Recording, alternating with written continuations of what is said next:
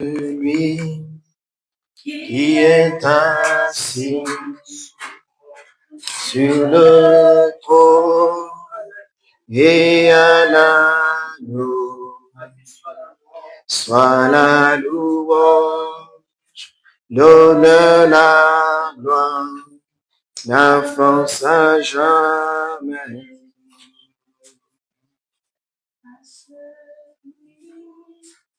Qui est assis sur le trône et à l'agneau, soit la louange, l'honneur, la gloire, la force à jamais.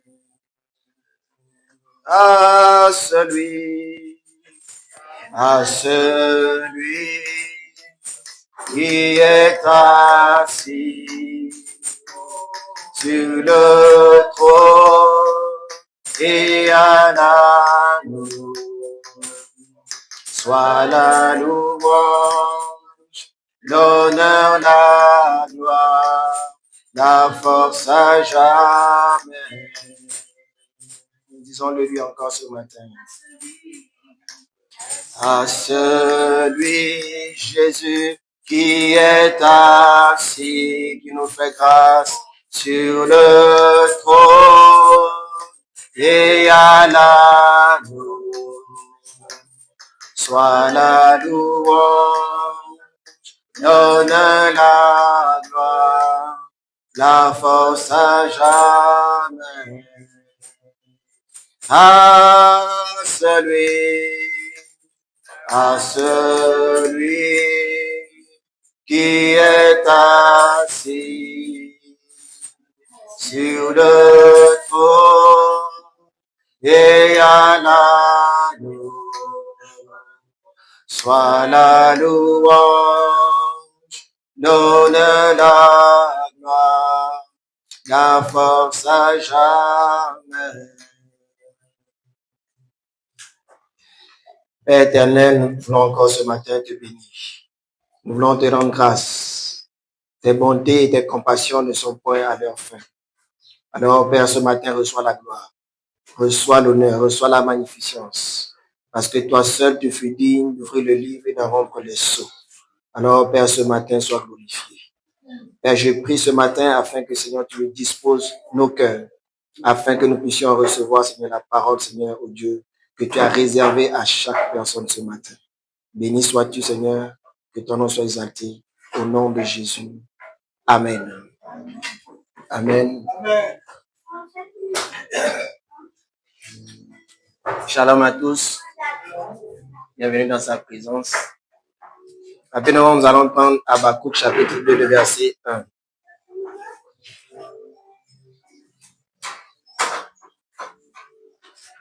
Habakkuk chapitre 2, le verset 1.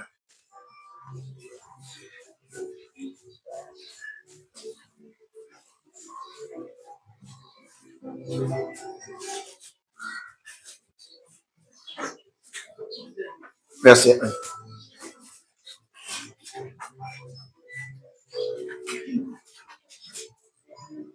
Habakkuk chapitre 2, le verset 1. Je lis le nom du Seigneur. Amen. J'étais à mon poste et je me tenais sur la tour. Je veillais pour voir ce que l'Éternel me dirait et ce que je répliquerais après ma plainte. Amen. Amen. Habakkuk dit qu'il était à son poste et qu'il se tenait sur la tour. Il veillait pour voir ce que l'Éternel lui dirait. Amen. Quand Dieu parle, on voit. Amen. Lorsque Dieu parle, on voit. La preuve, Habakkuk dit qu'il se tenait sur la tour et il veillait pour voir ce que le Seigneur lui dirait. Et lorsque nous lisons également Genèse, nous allons voir que lorsque Dieu a commencé à parler, à déclarer des choses, les choses ont commencé à se créer sur la terre. Amen. Tu vas dire, Seigneur, parle et que je vois. Parle-moi, parle à mon cœur et que je vois ta parole s'accomplir dans ma vie.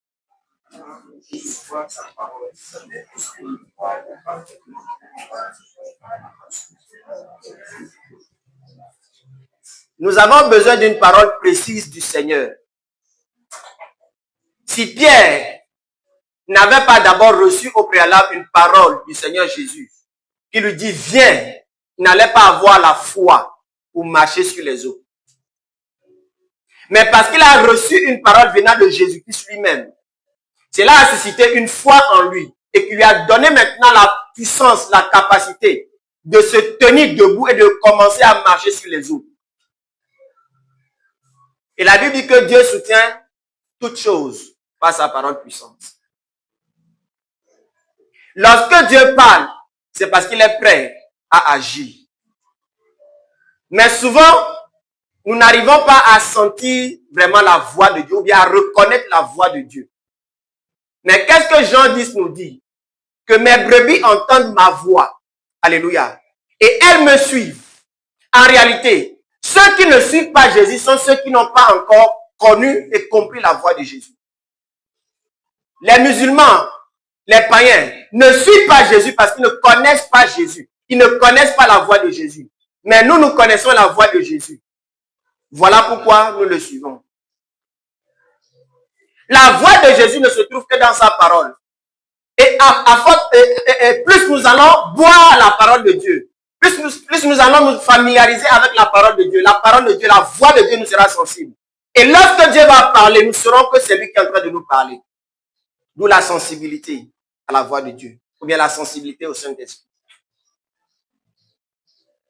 Dieu veut que son peuple puisse être sensible à sa voix. Parce qu'il y a beaucoup de voix aujourd'hui dans le monde qui semblent être la voix de Dieu.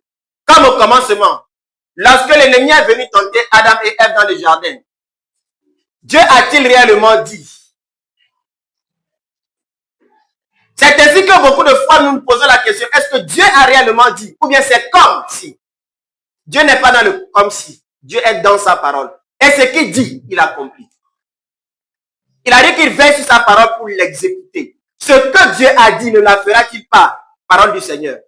Ce que Dieu a dit, il est prêt à l'amener à son accomplissement. Lorsque Dieu te donne une promesse, il dit, attends-la certainement, car elle va s'accomplir.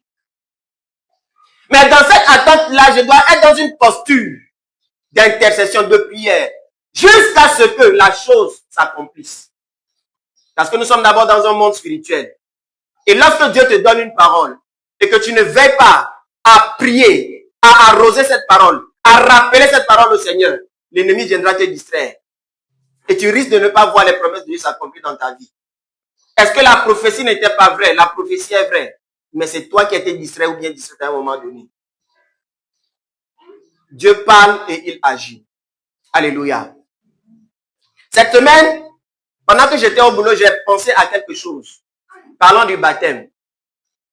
Je me suis posé la question, pourquoi aujourd'hui, après les baptêmes, on ne voit pas des changements radicaux?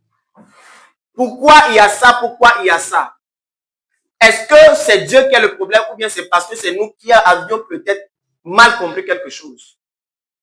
Nous allons lire Matthieu. Matthieu chapitre 3, le verset 11. Matthieu chapitre 3, le verset 11 dit. Là, c'est Jean-Baptiste qui est en train de parler. Il dit, moi, je vous baptise d'eau pour vous amener à la repentance. Mais celui qui vient après moi est plus puissant que moi. Et je ne suis pas digne de porter ses souliers. Joël me posait la question la dernière fois, hier seulement, si Jésus porte des souliers, porte des chaussures. J'ai dit oui, Jésus porte des souliers, porte des chaussures. Et puis il me dit que c'est le pasteur qui lui avait dit ça. Il y a une personne qui j'avais dit ça, peut-être tu n'as pas compris. Amen. Alors, déjà ce verset-là disqualifie les christianistes célestes qui ne portent pas des chaussures. Jésus avait des souliers. Amen. Je vous baptise d'eau pour vous amener à la repentance. Mais celui qui vient après moi est plus puissant que moi. et je ne suis pas digne de porter ses souliers. Lui, il vous baptisera du Saint-Esprit et de feu. Du Saint-Esprit et de feu. La question qu'on peut se poser au travers de ce passage. Lorsque tu as été baptisé, est-ce que tu as reçu le Saint-Esprit? As-tu entendu parler du Saint-Esprit? As-tu été baptisé de sa puissance? Beaucoup de personnes se baptisent seulement avec le baptême de Jean-Baptiste. Je me répands, je me fais baptiser. Mais après le baptême de Jean-Baptiste, Dieu a aussi prévu un autre baptême pour toi, pour t'introduire dans son surnaturel, pour t'introduire dans sa mission. Alléluia. Il vous baptisera du Saint-Esprit et de feu. Celui qui n'est pas baptisé du Saint-Esprit et de feu ne peut pas être un chrétien en feu, qui sera un chrétien tout simplement ordinaire. Mais le feu vient te capaciter afin de t'introduire dans quelque chose que toi-même tu n'es pas capable d'aller. Le feu vient t'équiper, le feu vient t'embraser, le feu vient détruire les œuvres du diable dans ta vie. Lorsque tu as été baptisé, as-tu reçu le feu qui aujourd'hui a annulé la puissance du péché dans ta vie, qui a détruit la colère, la rancune, la masturbation, les choses semblables dans ta vie. Ce sont des telles choses qu'on peut se poser en tant qu'enfant de Dieu. Le baptême, c'est mourir avec Christ et ressusciter avec Christ. Mais dans la mort, tu as fait un travail. Il a circoncis nos cœurs. Il a détruit le vieil homme. Il nous a donné son esprit afin que nous puissions maintenant obéir à ses lois et à ses ordonnances. Il vous baptisera du Saint-Esprit et de feu. Jésus-Christ lui-même, il a dit à ses disciples, dans Actes chapitre 1, verset 8, mais vous recevrez une puissance, le Saint-Esprit survenant sur vous, et vous serez mes témoins.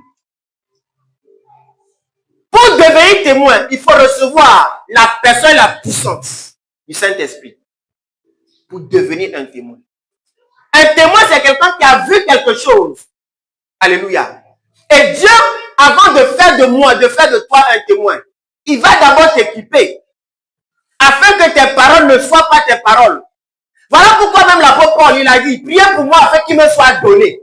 Quand j'ouvre la bouche, il y a des choses qui doivent venir sur toi, qui doivent te capaciter, te transporter dans ton naturel vers le surnaturel, pour que tu puisses parler à un païen. Le fait que tu n'arrives pas à évangéliser quelque part, dans à prier même pour quelqu'un, dans une situation quelconque, c'est parce que tu n'as pas reçu le feu. C'est parce que tu n'as pas reçu la puissance. Tu trompes parce que tu as manqué cette étape, le feu.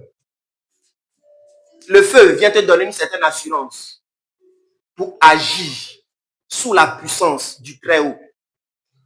Somme dit, celui qui demeure sous la vie du Très-Haut repose à l'ombre du Tout-Puissant. Et celui qui est sous l'ombre du Tout-Puissant va opérer sous l'ombre du Tout-Puissant. Et il va voir les promesses de Dieu se réaliser dans sa vie. Alléluia. Dieu ne veut pas seulement que son église vienne chanter, vienne prier, vienne aboyer ici, non. Mais la mission, c'est dehors. Nous venons ici pour être ressourcés, mais nous sortons pour aller manifester Christ dans toute sa globalité. Guérir les malades, prier pour les gens, voir le surnaturel de Dieu s'opérer. Romains 10. Comment croiront-ils s'il n'y a personne qui prêche? Comment entendront-ils s'il n'y a personne qui a été envoyé? Tout le monde ici, nous sommes des apôtres. Un apôtre, c'est un envoyé, c'est un missionnaire. Donc, tu es missionnaire et tu es appelé à aller reproduire ce que Jésus-Christ a fait. Tu n'es pas appelé à appeler le pasteur, à appeler le prophète. J'ai un cas. Tu es un missionnaire là où Dieu t'a établi. Pour répandre l'odeur de sa connaissance. Pour faire les choses qu'il a faites. Alléluia. Alors, pour devenir un disciple, il faut que tu reçoives le feu. Matthieu chapitre 4, le verset 24. Nous allons voir ce que Jésus-Christ faisait. Matthieu 4, 24. Matthieu chapitre 4, verset 24. Il dit, sa renommée s'est répandue dans toute la Syrie Et on lui a mené tous ceux qui souffraient de maladies et de douleurs de divers genres, des démoniaques, des lunatiques, des paralytiques, et il les guérissait. Amen. La renommée de Jésus se répandait. Alléluia. Pas sa réputation, mais sa renommée. On lui amenait tous ceux qui souffraient de maladies. Dieu veut t'envoyer des gens qui souffrent de maladies. Dieu veut t'envoyer des personnes qui souffrent de douleurs de divers genres. Dieu veut t'envoyer des démoniaques, mais toi-même tu as peur des démoniaques. Comment tu vas délivrer ceux qui sont sous l'emprise des démons? Alors que Dieu a dit qu'il est venu afin de détruire les œuvres du diable. Il a détruit les œuvres du diable dans ta vie afin que toi aussi, tu aies le mandat d'aller détruire les œuvres du diable. Bien-aimé, le diable sait qui tu es. Le diable sait qui est Jésus.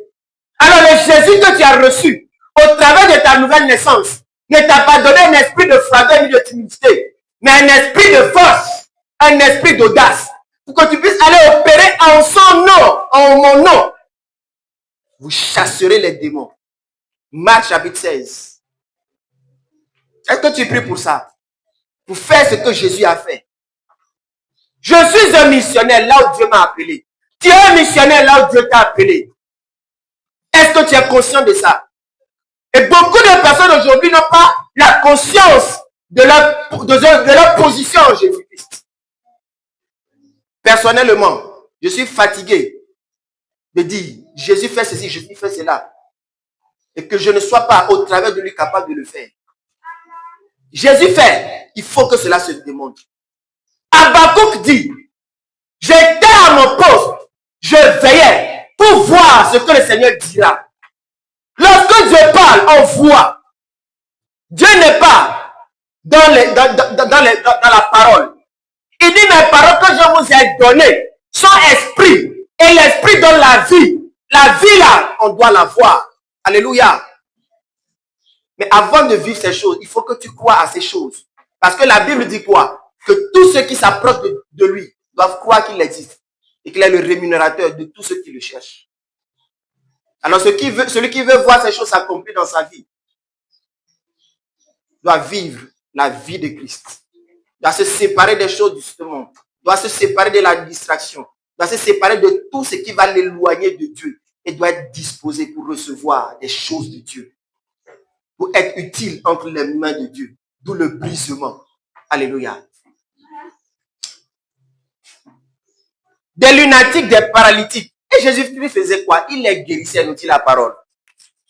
Il les guérissait. Dieu veut guérir au travers de toi. Dieu veut guérir au travers de toi. Dieu veut délivrer au travers de toi. Dieu veut faire de grandes choses au travers de toi. Mais l'église de Jésus-Christ, nous sommes en train de retarder l'œuvre de Dieu. Jésus-Christ a dit, tout est accompli. Tout est accompli. Maintenant, il dit, je vous envoie au milieu des loups. Les loups ne vont jamais nous faire du bien, mais les loups vont se positionner pour nous manger. Donc c'est à nous maintenant d'être vigilants par rapport à la mission que Dieu nous a donnée et par rapport à ces stratégies. Mais la plupart du temps, nous rentrons dans les stratégies de l'ennemi et nous plongeons dans la distraction. Mais je prie que le Seigneur nous en délivre ce matin. Il les guérissait. Dieu veut faire du bien à tout le monde. Il veut le faire. Mais est-ce que nous sommes prêts à ce que Dieu le fasse au travers de nous? C'est la question que nous devons nous poser, bien-aimés. Tu dis, ah, Dieu fait, Jésus fait, Jésus fait, Jésus fait, Jésus fait. Mais est-ce que Jésus, il a déjà fait au travers de toi tout ce que Dieu n'a jamais fait au travers de toi n'est pas une expérience, c'est une connaissance. Il veut que la connaissance là devienne ton expérience. Et c'est là où Dieu veut nous amener. Amener chacun. La semaine Christine, que Dieu t'amène là où Dieu veut que tu puisses aller. Est-ce que tu le crois? Croire. Qu'est-ce que la Bible dit parlant de la foi? La foi sans les œuvres, elle est morte. Ta foi doit te pousser à l'action. C'est alors que tu vas voir Dieu. Ce que Dieu t'a dit et que tu refuses de faire depuis longtemps. Il veut que tu te lèves, que tu le fasses. Il veut que tu te lèves, que tu le fasses. Alléluia. Alors, Matthieu dit, moi je vous baptise d'eau pour vous amener à la repentance. Mais celui qui vient après moi est plus puissant que moi. Je ne suis pas digne de porter ses souliers. Lui, il vous baptisera du Saint-Esprit et de feu. Jean baptisait du baptême de quoi? Du baptême de repentance. Alléluia. Lisons Marc chapitre 1, le verset 4. Marc chapitre 1, le verset 4.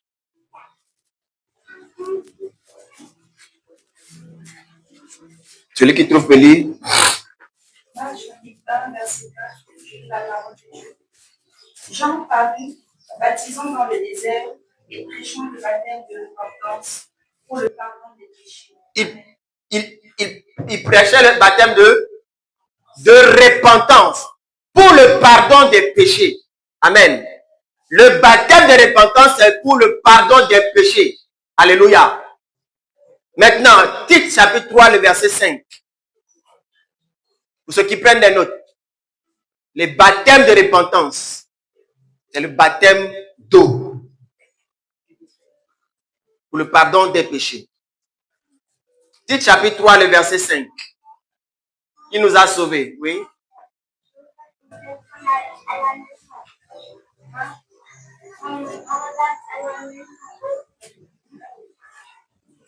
Tite chapitre 3, le verset 5. Il nous a sauvés non à cause des œuvres de justice que nous aurions faites, mais selon sa miséricorde, par le baptême de la régénération et le renouvellement du Saint-Esprit. Alléluia.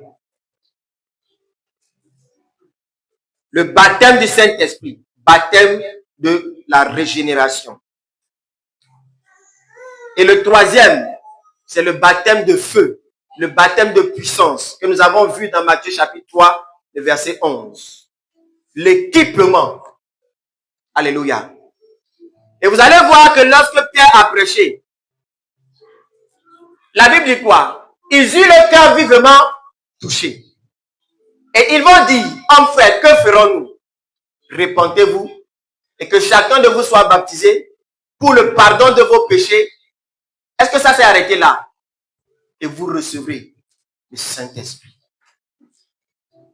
Pose la question à ton frère, as-tu reçu le Saint-Esprit? Ou bien as-tu seulement été baptisé pour le pardon de tes péchés? Parce que dans le baptême, Dieu a prévu de donner le Saint-Esprit. Et si tu n'as pas encore reçu le Saint-Esprit, tu dois demander d'être revêtu du Saint-Esprit. Dans Luc, Jésus-Christ, lorsqu'il est sorti des eaux du baptême, il fut conduit par l'Esprit dans le désert pour être tenté par le diable. Mais lorsqu'il est sorti, la Bible parle qu'il était revêtu de la puissance du Saint-Esprit. Si Jésus-Christ lui-même avait besoin de ces deux onctions, aujourd'hui, moi et toi avons besoin de ces deux onctions. De la puissance, du revêtement. Alléluia. Vous tous, la Bible nous dit, qui avez été baptisés, vous avez fait quoi? Revêtu Christ. L'évangile, c'est que tu sois aussi revêtu de Christ. Que tu portes Christ. Que tu transportes Christ. Que tu sois loin de Christ. Que tu opères comme Christ. Alléluia. Acte 19, 1 à 6.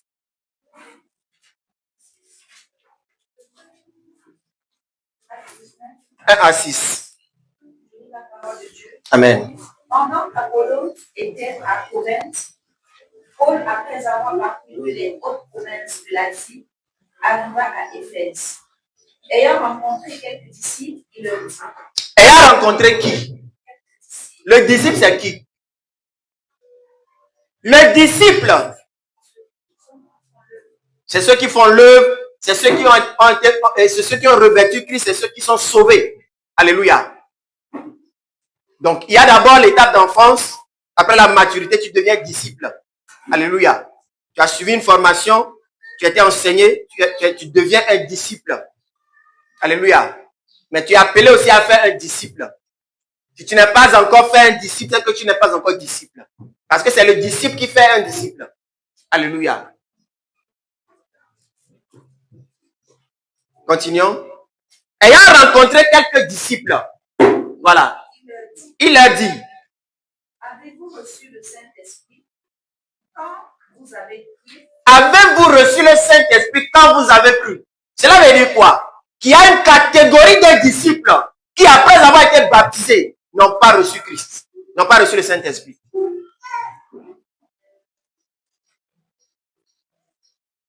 Il y a une catégorie de disciples qui, après avoir été baptisés, ne croient pas au surnaturel, qui ne croient pas au don spirituel. Il y a une catégorie de disciples dans l'église de Jésus. On continue. Nous n'avons pas même entendu dire qu'il y ait un Saint-Esprit. Nous n'avions même pas entendu dire qu'il y a un Saint-Esprit. Alléluia. Le Saint-Esprit est celui qui nous conduit dans la vérité. C'est le Saint-Esprit qui nous guide. C'est le Saint-Esprit qui nous instruit dans la connaissance de qui est Jésus-Christ. C'est le Saint-Esprit qui ouvre notre esprit afin de comprendre les choses de Dieu. Alléluia. Et le Saint-Esprit est bizarre. Personne ne peut le comprendre. Personne ne peut le sonder. Ce que le Saint-Esprit explique, nous devons l'accepter tout simplement, sachant que ça vient de Dieu. Ça vient du cœur de Dieu. Dieu est esprit et il nous a laissé le Saint-Esprit. Alléluia. Afin d'être conduit par lui. Le Saint-Esprit peut faire quelque chose à travers une personne. Mais nous ne devons pas, parce que nous n'avons pas compris cela, ou bien parce que nous n'avons pas reçu la révélation de cela, dire que ça ne vient pas du Saint-Esprit. Tant que tu n'as pas reçu du Saint-Esprit, que telle chose n'est pas de moi, alors tu ne peux pas juger que cette chose ne vient pas du Saint-Esprit. Sinon, le fait que Jésus-Christ lui-même, à un moment donné, a pris la boue, le crachat, pour mettre sur la boue, sur l'œil de l'aveugle, on allait dire, si quelqu'un le faisait sur cette terre, que c'est un sorcier. Supposons que le pasteur prend le crachat, il crache bien, il malaxe ça. Et il vient chez la servante de Dieu. Il dit, ah, là, tu as mal à l'oreille, je te mets ça sur l'oreille. Blandine, tu vas accepter. Tu ne vas plus venir ici. Mais l'instruction qu'il a reçue vient du Saint-Esprit. Et l'Esprit lui dit, fais cela. C'est ainsi que parfois, certaines personnes ici, vous avez reçu une direction du Saint-Esprit. Vous avez pensé que c'est votre pensée. Le Saint-Esprit. Le Saint-Esprit. Le Saint-Esprit. Il dépasse notre imagination. Nos pensées ne sont point les pensées de Dieu et nos voix ne sont point ses voix. Alors, quand le Saint-Esprit donne une instruction, il veut que nous puissions tout simplement obéir. L'obéissance à la voix du Saint-Esprit accomplit le miracle de Dieu. Alléluia. Avez-vous reçu le Saint-Esprit quand vous avez cru? Toi qui n'as pas encore reçu le Saint-Esprit, quand tu as cru, va et demande, Père, donne-moi ton esprit. Parce que c'est une promesse à tous ceux qui croiraient au nom de Jésus-Christ. C'est une promesse. Et toi qui n'as pas encore reçu le Saint-Esprit, toi qui n'entends pas la voix de Dieu, demande le Saint-Esprit. Demande le Saint-Esprit. Il va t'enseigner des choses que tu ne connais pas. Il va te les enseigner. Alléluia. Nous n'avons même pas entendu qu'il y a un Saint-Esprit. Alors, servant de Dieu continue. De quel baptême avez-vous donc été baptisé? Et il répondit, du baptême de Jean. Alors Paul dit, Jean a baptisé du baptême de repentance, disant au peuple de croire en celui qui venait après lui, c'est-à-dire en Jésus. Sur ces paroles, ils furent baptisés au nom du Seigneur Jésus. Sur ces paroles, ils furent baptisés au nom du Seigneur Jésus. Lorsque Paul leur eut imposé les mains, le Saint-Esprit vint sur eux et ils parlaient en langue et prophétisaient. Amen. Amen. Sur ces paroles, ils furent baptisés au nom du Seigneur Jésus. Et lorsque Paul leur imposait les mains, le Saint-Esprit vint sur eux Lorsque Jésus-Christ est sorti des eaux, l'Esprit descendit sur lui. Alléluia. L'Esprit descendit sur lui. Et ici également, il fut baptisé au nom de Jésus. Et lorsque Paul leur eut imposé les mains, le Saint-Esprit vint sur eux. Et il parlait en langue et prophétisait.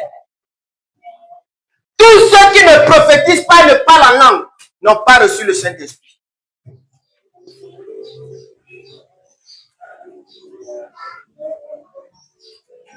Alléluia. Si tu as honte de débloquer ce que l'Esprit de Dieu a mis en toi, c'est que tu doutes du Saint-Esprit que tu as reçu, de cette force que Dieu t'a donnée. Parce que c'est poussé par l'Esprit que les hommes ont parlé de la part de Dieu. Et c'est poussé par l'Esprit que les hommes prophétisent. C'est poussé par l'Esprit que les hommes parlent en langue. C'est poussé par l'Esprit que les hommes posent des actions. C'est poussé par l'Esprit. La vie chrétienne est une vie surnaturelle, spirituelle. Nous sommes dans une ère, dans une saison où les prophéties ne sont plus réservées aux prophètes. Joël 2, 28. Je répondrai de mon esprit sur toute chair. Vos fils et vos filles prophétiseront. La prophétie, c'est un message que Dieu te donne et qu'il te dit de transmettre. La prophétie que Dieu te donne peut sauver une âme, peut sauver une vie. Dieu me dit de te dire, ne passe pas par ici. Tu obéis, tu passes. Tu ne passes pas, rien ne va t'arriver. Mais je me tais, tu passes. Dieu va me demander des comptes. Pourquoi? Parce que je n'ai pas libéré la parole. Tu es ici, tu as reçu des paroles de Dieu qui te dit parle, parle, parle. Mais tu n'as jamais parlé. Tu fermes la bouche. Et ça sera un poids sur toi. Tu dois libérer la parole. Parce que la parole ne vient pas de toi. Elle vient pour confirmer une parole. Alléluia. Marc chapitre 16, le verset 20. Et Dieu confirmait par sa parole, par des miracles qui les accompagnaient. Il confirme la prophétie. Dieu confirme des choses. Mais tant que tu ne vas pas libérer la prophétie, tu ne vas pas voir des confirmations. Alors j'encourage l'église de Jésus-Christ à libérer ce que Dieu dépose dans leur cœur. C'est en forgeant qu'on devient forgeron. La prophétie, tant que tu as reçu l'Esprit de Dieu en toi, tu peux prophétiser par le Saint-Esprit. Parce que c'est l'Esprit de Dieu qui le déverse en toi et qui te dit, sors cela. C'est arrivé une fois, non? Je t'ai dit de dire quelque chose. Il est passé par ta femme a sorti cela et après tu as commencé à pleurer ici. C'est comme ça que Dieu fonctionne. Quand tu n'as pas confiance au Saint-Esprit, il va susciter une autre personne. Parce que nous sommes tout simplement que des vases inutiles. Te dispose l'Esprit de Dieu. Il télécharge des choses en toi. Il dit libère. Croyons aux prophéties. Croyons aux prophéties. Alléluia. Le Saint-Esprit vint sur eux. Et ils parlaient en langue et prophétisaient. 33.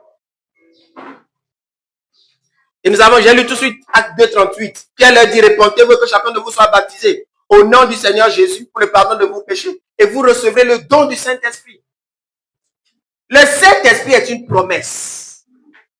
Maman Maïmouna, le Saint-Esprit est une promesse. Le Saint-Esprit n'est pas la promesse des prédicateurs. Non, le Saint-Esprit est ta promesse.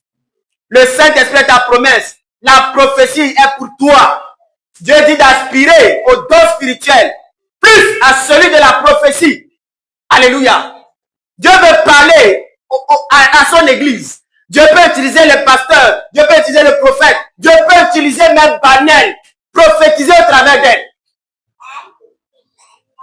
Alléluia. Vous ne croyez pas cela, mais moi je l'ai expérimenté. Dans mes toutes premières années ici à Dakar, avec Emmanuela, la petite de Mireille. J'ai une fois donné le témoignage ici, alors qu'on était au salon en train de prier, pour ceux qui se rappellent. Et après, Emmanuela, on l'a amené dans la chambre pour se coucher. Et la prophétie est sortie, 2. Le lendemain, elle qui était enfermée dans l'autre chambre, nous aussi on a fermé le salon, elle est venue vers ma tante pour lui dire 2. Qui est ce Dieu? Qui est ce Dieu? Dieu fait des choses extraordinaires, des choses étranges. Dieu peut parler au travers de n'importe qui. Dieu peut parler non seulement au travers de ceux qui sont sauvés, mais au travers même d'un fou. Au travers même d'une personne qui ne le connaît pas. Dieu peut te parler au travers de lui. Il faut seulement que nous soyons sensibles à sa voix. Père, ce matin, aide-nous et donne-nous la sensibilité à ta voix. Alléluia. Romains chapitre 10, le verset 17. Romains chapitre 10, le verset 17. Romains 10, le verset 17. Amen. Ainsi, la foi vient de ce qu'on entend, ce qu'on entend vient de la parole de Christ. Amen. Frère Thomas, qu'est-ce que la parole a dit? Ainsi, la foi vient de ce qu'on entend, et ce qu'on entend vient de la parole de Dieu. Oui, qui d'autre? Ainsi, la foi vient de ce qu'on entend. La foi, ce qu'on entend vient de là. Est-ce que la Bible parle de la parole de Dieu? C'est la parole de Dieu. Nous avons souvent tendance à parler, à dire la parole de Dieu, la parole de Dieu, la parole de Dieu. Mais ce passage dit que la foi vient de ce qu'on entend. Ce qu'on entend vient de la parole de Christ. Amen. La parole de Dieu, c'est toute la Bible, n'est-ce pas? C'est toute la Bible. Toute la Bible est la parole de Dieu. Amen. Maintenant, c'est quoi la parole de Christ?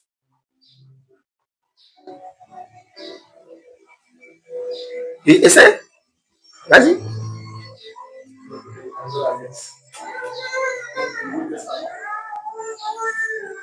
Le Nouveau Testament, l'Ancien Testament, c'est toute la Bible. C'est la parole de Dieu.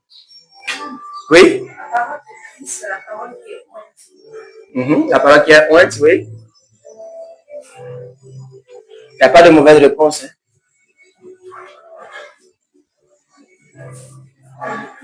Oui. La parole de Christ, c'est la lumière des hommes. Amen. C'est une très bonne réponse aussi. Oui. La parole de Christ, c'est Christ lui-même. La parole de Christ, c'est la lumière des hommes. Ou bien la parole de Christ, c'est Jésus. La parole de Christ, c'est tous les enseignements qui concernent Jésus. Les enseignements que Jésus a donnés. La parole de Christ. La foi vient de ce qu'on entend. Et ce qu'on entend vient des enseignements de Jésus. Alléluia. Je ne dis pas que toute la Bible n'est pas bonne. Toute la Bible est bonne. C'est la parole de Dieu. Mais la parole de Christ, c'est les enseignements qui concernent Christ. Crucifié, mort, enseveli et ressuscité. Alléluia. Donc, nos enseignements, donc notre foi doit être basée sur les enseignements de Christ. Amen. Pourquoi notre foi doit être basée sur les enseignements de Jésus? Ou bien doit être basée sur la lumière? Ou bien doit être basée sur Christ? Alléluia. Pour ne pas tomber dans le piège de l'ennemi.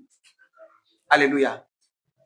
Le fait de consommer souvent les enseignements de Jésus nous prive de boire des enseignements qui ne viennent pas de Christ. Ou bien qui viennent des fausses doctrines. Une fausse doctrine, c'est tout enseignement qui s'oppose à ce qui concerne Christ. Qui s'oppose aux enseignements de Christ. Qui nous éloigne de la lumière de Christ. Et nous plonge dans la lumière. Et qui nous plonge plutôt dans les ténèbres. Qui nous aveugle spirituellement. Qui s'oppose à la connaissance de Dieu. Voilà pourquoi il est écrit que nous renversons les forteresses, les raisonnements, les hauteurs, tout ce qui s'élève contre la connaissance de Jésus. Toutes ces choses font partie des fausses doctrines. Et maintenant, nous les amenons captifs à l'obéissance à Jésus. Mais comment tu vas déjouer l'ennemi si tu ne connais pas les enseignements de Jésus? Alléluia. Il est mieux de chercher à connaître les enseignements de Jésus que de chercher à courir après des choses qui te dépassent. Alléluia. Jésus, jusqu'à présent, est dans les terres à terre. Jésus, il est dans les détails. Apprenons à connaître Jésus. Ainsi, nous n'allons pas tomber dans le piège de l'ennemi. Jésus est dans sa parole. Mais aujourd'hui, l'église veut voir tout. Je prends ceci, je prends ceci, je prends ceci. Alors que tu n'as pas encore compris et connu les enseignements de Jésus. Que le Seigneur ce matin nous aide. Parce que ces choses sont aujourd'hui une distraction que l'ennemi envoie. Afin d'éloigner les enfants de Dieu de la réalité, de l'essentiel, de la base. Alléluia. 2 Pierre chapitre 2, le verset 1. J'ai bien dit, notre foi doit être basée sur les enseignements de Christ. Notre foi ne doit pas être basée sur une prophétie, une parole de connaissance, une démonstration de, une guérison. La foi doit être basée sur Christ, parce que c'est en Christ que s'opèrent toutes ces choses. Quelqu'un qui vient te donner une prophétie qui n'est pas basée sur Christ, laisse-la. Dieu dit, examinez les prophéties. Examinez les prophéties. Parce qu'il y a des prophéties, lorsqu'on dit d'examiner, sonde les prophéties par l'Esprit de Dieu. Parce qu'il y a des prophéties qui peuvent être données également selon la chair. À qui Dieu a dit? Ce n'est ni la chair et le sang qui te l'ont révélé, mais mon Père. Pierre, n'est-ce pas? Donc la chair et le sang ont la capacité de révéler des choses. Et beaucoup aujourd'hui révèlent des choses selon la chair. Un homme de Dieu est un homme avant d'être d'abord homme de Dieu. Cela veut dire qu'il peut être un jour transporté dans sa chair, opérer selon sa chair. Mais si l'église n'a pas le discernement, si l'église prend chaque fois ça, prend chaque fois ça, prend chaque fois ça, et l'homme aujourd'hui, l'homme de Dieu aujourd'hui n'est pas disposé, ils vont voir. Alléluia. Fonctionnons selon l'Esprit de Dieu. Ayons le discernement. Et jugeons les choses selon l'Esprit de Dieu. 2 Pierre 1. 2 Pierre 2 plutôt. Il y a eu parmi le peuple de faux prophètes, et il y aura du même parmi de faux docteurs, qui introduiront sournoisement des sectes pernicieuses, et qui, venant le maître qui les a rachetés, attireront sur eux une ruine sûre. Amen. Continue. Plusieurs les suivront dans leur dérèglement, et la voix de la vérité sera calomniée à cause d'eux. Amen. Plusieurs les suivront dans leur dérèglement. Alléluia. Je prie que Dieu nous donne d'avoir le discernement. C'est vrai, les prédicateurs seront jugés sévèrement, mais également ceux qui les ont suivis bêtement, eux-mêmes seront égarés et auront leur compte.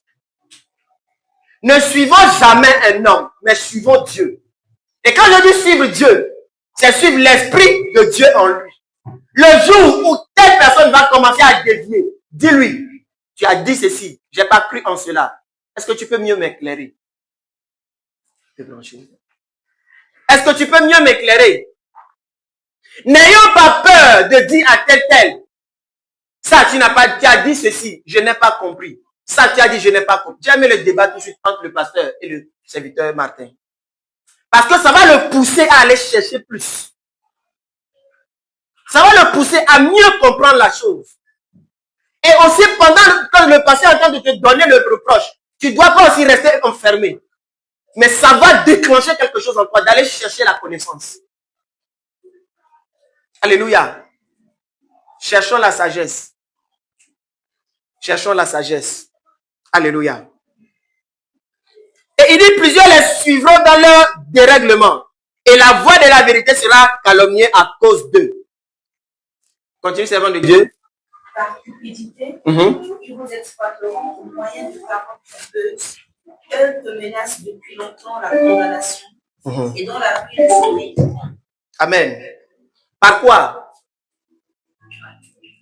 La cupidité, c'est quoi? L'amour de l'argent. Est-ce que l'argent est mauvais? L'argent n'est pas mauvais, mais c'est l'amour de l'argent, maman, qui est dangereux. Comment reconnaître un prophète? Un faux prophète? Par le dérèglement, par... La Bible dit, lisons. Par cupidité, ils trafiqueront de vous au moyen des paroles. Comment reconnaître un faux prophète? Par sa parole trompeuse. Avant de connaître la parole trompeuse, qu'est-ce qu'il faut? Il faut avoir la connaissance de la vraie parole. Alléluia. Amen. Par cupidité. Donc, reconnaître un faux prophète aussi doit... l'indice pour reconnaître un faux prophète, c'est son désir du gain sordide. C'est son désir du gain pour lui-même, pour sa propre gloire. Alléluia. Il n'y a pas beaucoup de signes. L'Esprit de Dieu en toi va te dire, ça, c'est pas de moi. Celui qui est habitué au vrai billet, lorsqu'il touche au faux billet, saura que c'est le faux billet. Celui qui est habitué à la présence de Dieu, aux paroles de Jésus, lorsqu'il va entendre une mauvaise parole, il saura que ça ne vient pas de Dieu. D'abord, il va tiquer, quelque chose va tiquer en lui. C'est le Saint-Esprit qui révèle quelque chose en toi. Et du discernement. Et tu commences à dire, ah, ça, je doute.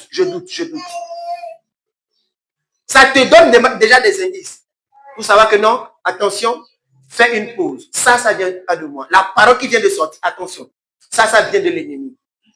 Le discernement est très important. Le discernement est ce qui va nous sauver sur la terre. Sinon, nous allons boire à tout. Nous serons transportés dans des doctrines bizarres. Il y en a aujourd'hui sur la terre. Alléluia. Mais attention à ne pas accuser celui qui est tombé dans une fausse doctrine. Mais l'attitude d'un véritable serviteur de Dieu, c'est de prier afin que Dieu le relève. La Bible dit, 7 fois le juste tombe et il fait quoi? Le juste véritable, c'est celui qui tombe et qui se relève. Un juste, c'est celui qui tombe et qui se relève. La définition du véritable juste, c'est celui qui tombe et qui se relève. Celui qui tombe n'est pas celui qui est mauvais, mais c'est celui qui est juste, racheté au prix du sang de Jésus-Christ. Et qui va se relever par la grâce de Dieu. Qui n'est jamais tombé. On tombe tous les jours. Alors si Dieu ne nous a pas condamnés, pourquoi nous devons condamner les autres?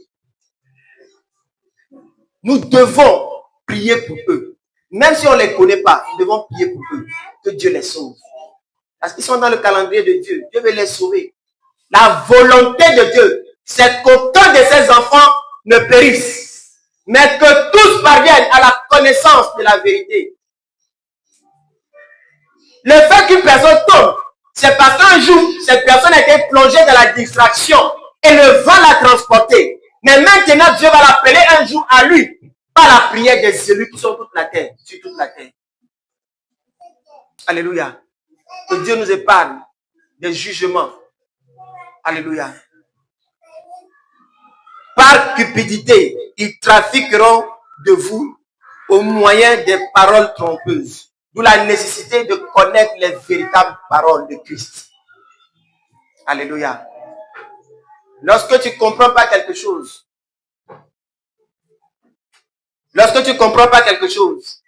il faut également demander au Saint-Esprit de t'éclairer. Alléluia. Qui a été béni ce matin? À cause du temps, nous allons prier tout simplement. Tu as été béni? Résumé. Beaucoup de choses.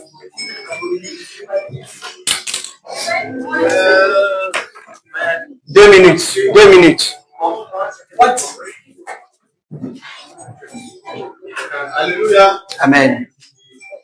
Vraiment, j'ai été béni ce matin et je remercie avec nous aussi les hommes de Dieu qui ont passé la parole, le message ce matin par rapport à l'Apocalypse et tout. Et ce que j'ai pu assimiler aujourd'hui, C'était au niveau de ce que le pasteur et moi, nous avons eu à échanger. Il y a certains points que j'ai compris. Bon, il y a certaines choses que je ne maîtrisais pas. Bon, et qu'avec ce débat, j'ai pu corriger certains points. Et je trouve aussi que cela a été de même pour tout le monde.